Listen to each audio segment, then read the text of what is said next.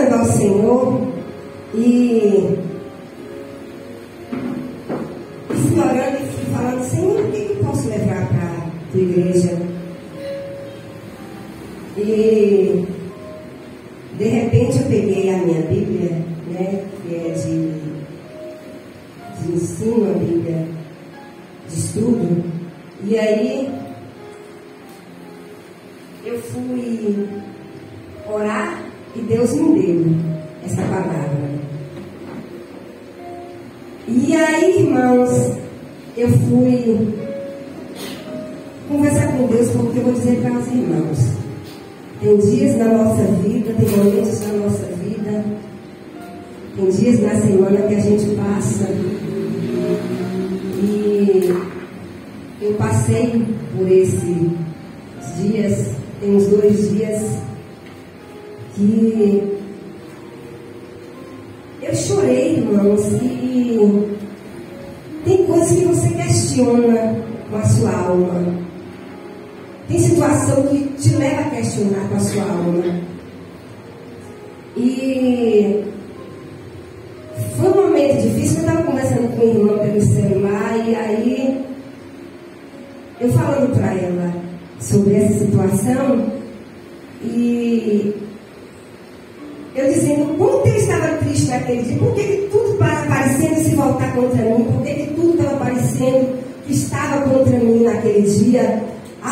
Aquilo que eu estava fazendo não estava dando certo, e eu fui questionar com Deus, e eu vou dizer para os irmãos, nesse dia, meu irmão, eu questionei com a minha alma, eu questionei com Deus, eu chorei, eu me lamentei, sabe, eu fiquei abatida, fiquei entristecida, e aí eu pedi a Deus uma palavra, e Deus falou para mim assim: tem irmãs naquele lugar que está com a alma batida. Às vezes, é como a irmã Cris falou aqui, às vezes a gente chega até dentro da igreja e a gente abre um sorriso para o nosso irmão, a gente expressa aquela alegria profunda, aquela alegria, a gente dá aquele riso para o nosso irmão, mas Deus, Ele sabe como está com a alma. Ele sabe como é que você se encontra, Ele sabe como é que foi o teu dia, Ele sabe o que você tem passado. Porque Ele é Deus. Nós podemos esconder até dos nossos irmãos, até abrir o nosso sorriso, né, para os nossos irmãos e dizer assim: eu estou forte, eu estou bem. Mas muitas vezes, irmão, nós não estamos bem, nós não somos fortes. O Senhor tem nos sustentado. Amém? E o Senhor me levou a este salmo. Salmo que não foi o Salmo de Davi quem compôs esse salmo, eu fui estudar esse salmo e não foi ele. A palavra, né, os historiadores falam que esse salmo ele foi escrito pelos filhos de Corá, né, por um dos filhos de Corá. Esse salmo ele foi escrito quando estava distante de Jerusalém, estava distante do templo do Senhor, né, e aí ele fez esse salmo. E aí eu fui estudar falar um pouquinho sobre a coça, aonde ele fala sobre a coça, né? Ele vai relatar sobre a coça, como suspira a coça pelas correntes das águas, assim a minha alma tem sede de Deus. E aí eu fui, né, pesquisar sobre a coça, que a coça é um animal parecido, né, irmãos? Quem conhece aqui uma gazela, né, um cervo vai entender, né, o que é uma coça. E que nos climas secos de Israel, quando a coça ela sente sede, ela busca desesperadamente pelas fontes de água fresca, pois ela sabe que a sua vida depende daquilo.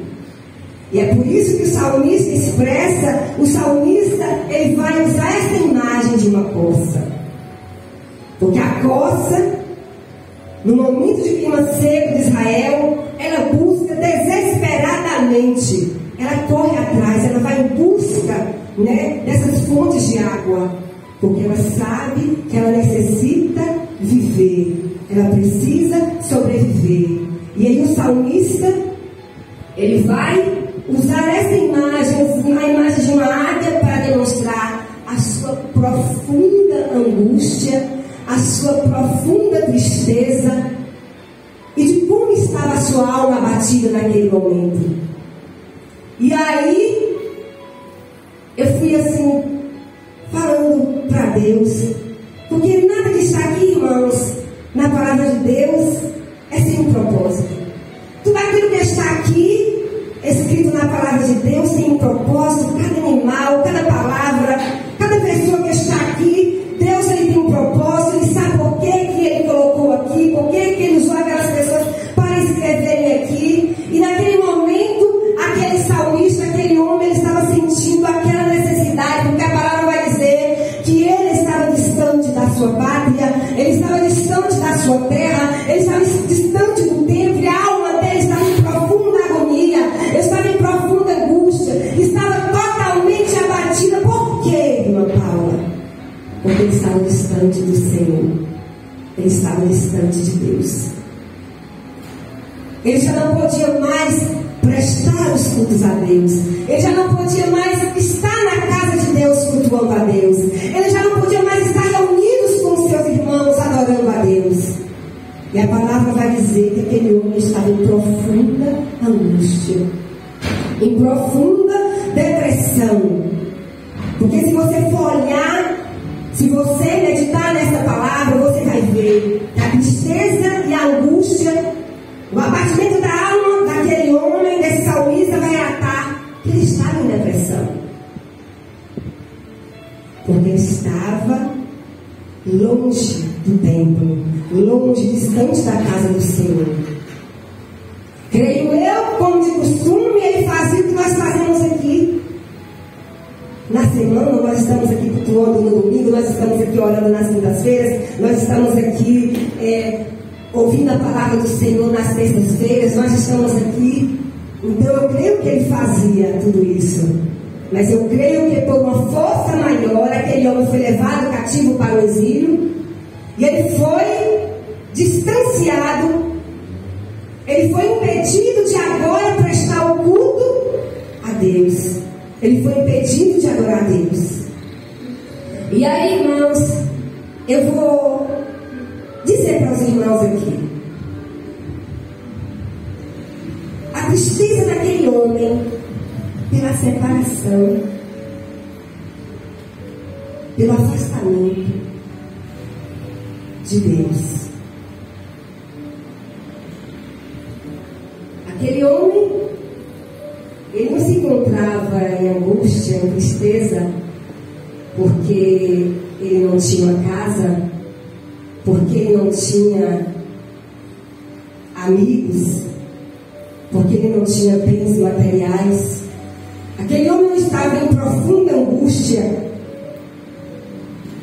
porque ele não tinha uma conta bancária, ele não tinha dinheiro na sua conta. Não, irmãos, aquele homem estava em profunda angústia, porque ele estava sentindo a falta da presença de Deus. A ausência da presença de Deus na vida daquele homem estava levando ele a uma profunda depressão, a uma profunda angústia e um profundo abatimento da sua alma. Aí eu digo para você, aquele homem estava perturbado, a sua alma estava perturbada. O choro daquele homem, as lágrimas daquele homem, ele dizia que era o sustento dele de dia e de noite. Isso quer dizer que aquele homem chorava constantemente pela falta da presença de Deus, pela ausência da presença de Deus, por não estar na casa de Deus cultuando a Deus, por não estar buscando a Deus, adorando a Deus, como diz a palavra, que ele seguia em procissão junto com aquele povo para a casa do Senhor, para lá cultuar, para lá adorar o seu Deus. E aí eu digo para você nesta noite, por que nos impede? Aquele homem estava impedido de buscar a Deus, e a alma estava agoniada, a alma estava sedenta, assim como a coça, ela suspira pelas águas, assim tem sede de ti, ó meu Deus, tem sede do Deus vivo. E ele vai comparar aquela dor, aquela angústia, ele vai comparar aquela sede dele com a sede de uma coça, de um animal que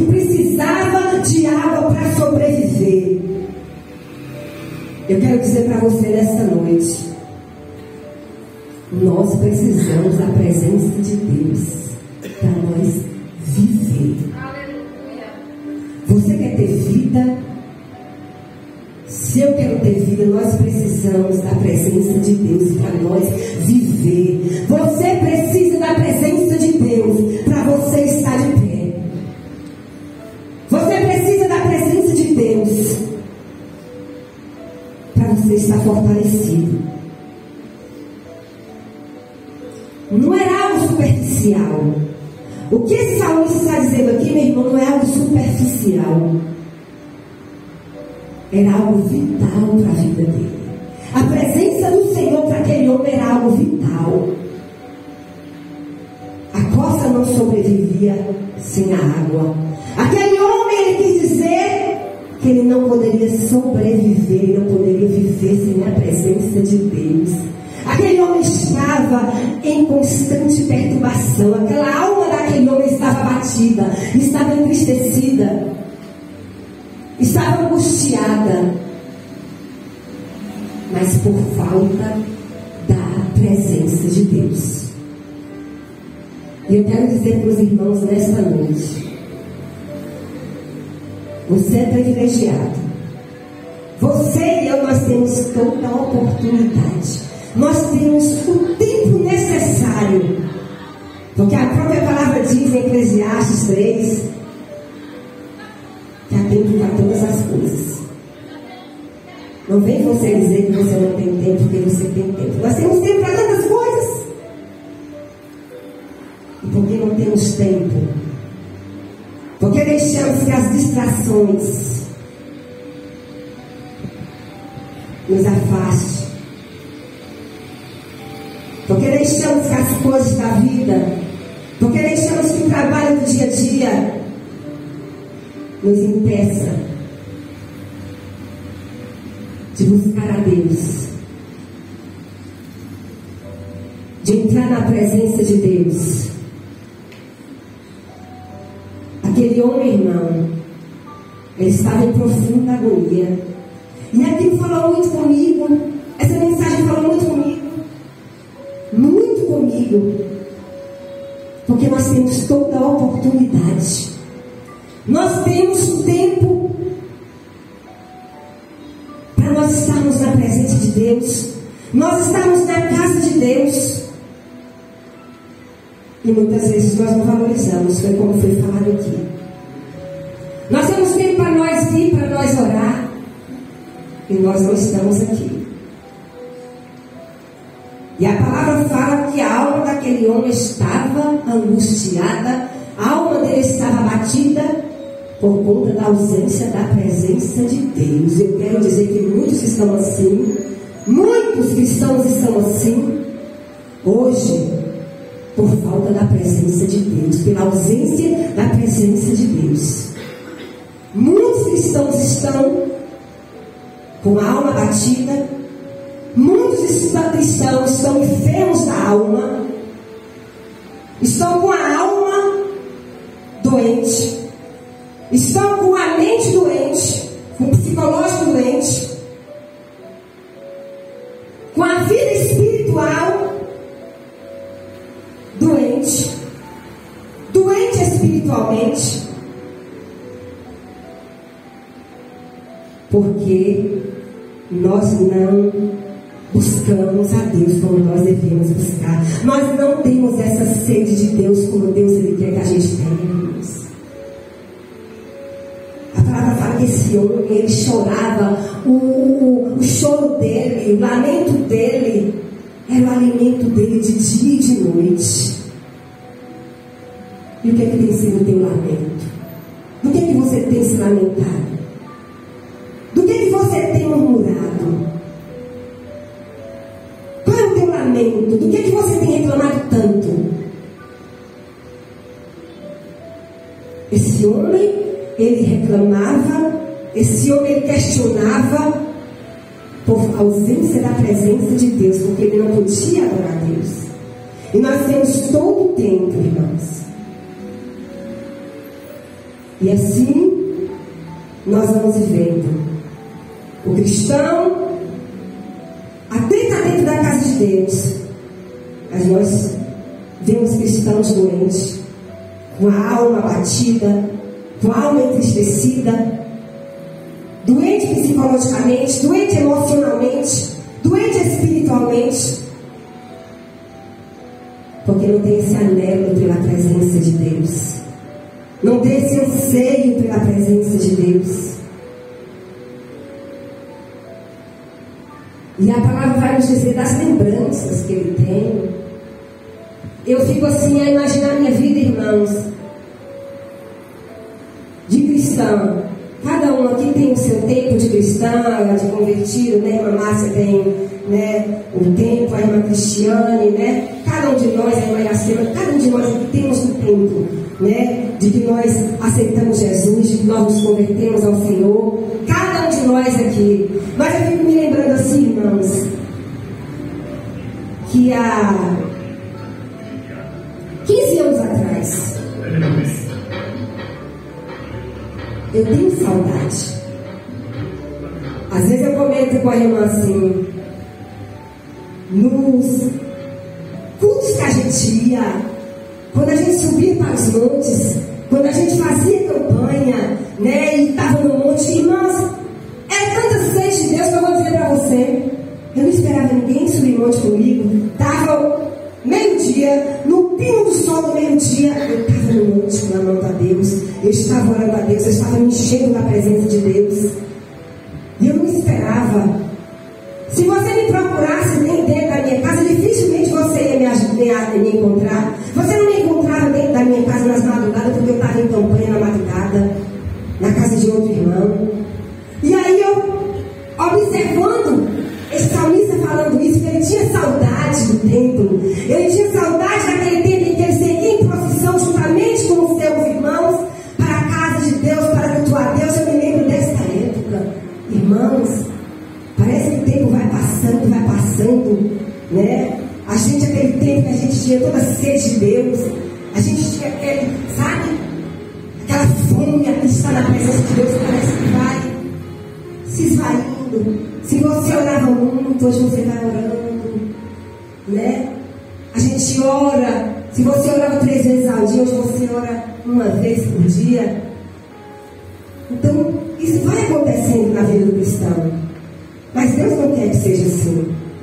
Deus quer que você tenha anelo, anseio pela presença dEle, desejo de estar na presença dEle. Aí eu pergunto, como é que está a tua alma? A irmã Márcia te fez essa pergunta aqui. Como é que está a tua alma? A tua alma está batida? A tua alma está entristecida? A tua alma está angustiada? Como é que está a tua alma? Como é que está você? Independente de qualquer coisa, eu não sei como você chegou aqui nessa noite. Eu não sei se a tua alma está batida, se você chegou aqui, ô irmã Paula, eu estou tão triste. Mas eu quero te dizer, faça essa pergunta para você mesmo nessa noite, diga para a tua alma assim, por que estás abatido, a minha alma? O salmista, ele questionou consigo mesmo. Nós temos essa capacidade de dialogar com nós mesmos, com a nossa alma. Fala para a tua alma nessa noite, por que estás abatido, a minha alma? Por que te perturbas dentro de mim? E você vai dizer para ele nessa noite, espere em Deus.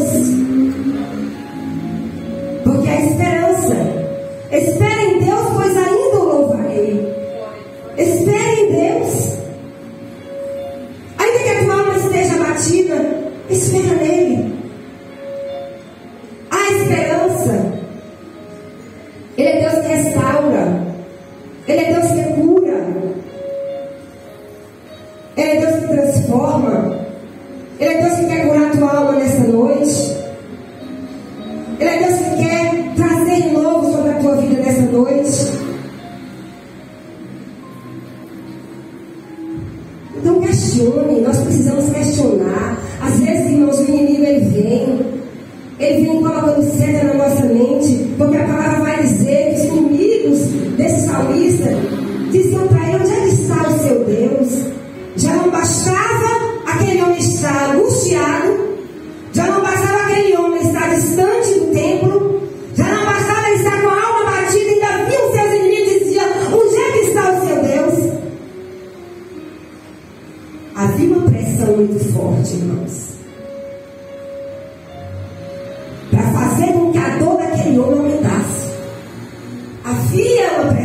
forte.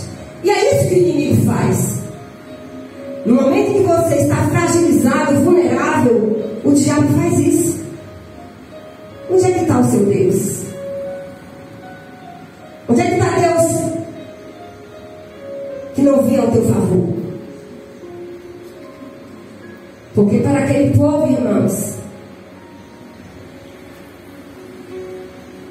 para uma divindade, para ele ser uma divindade de força, de poder, seria necessário que aquele que servisse a ele tivesse sucesso, tivesse uma vida próspera. Se não houvesse isso, aquele Deus não servia. E por isso que aqueles inimigos do salmista diziam: onde é que está o teu Deus? Zombavam dele. Onde é que está Deus que tu está buscando? Esse Deus que você tanto espera, e ele não vem ao teu encontro, ele não vem ao teu favor.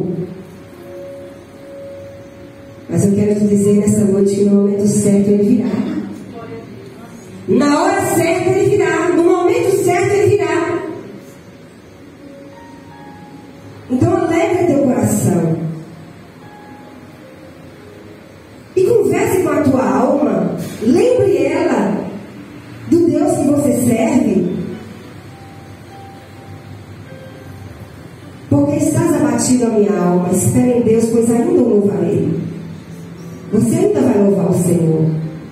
Quando eu meditei nessa palavra, irmãos, eu falei para Deus: Senhor, muitas vezes nós nos deixamos ser setados, muitas vezes a gente deixa o inimigo trabalhar na nossa mente, a gente ouve até coisas de pessoas,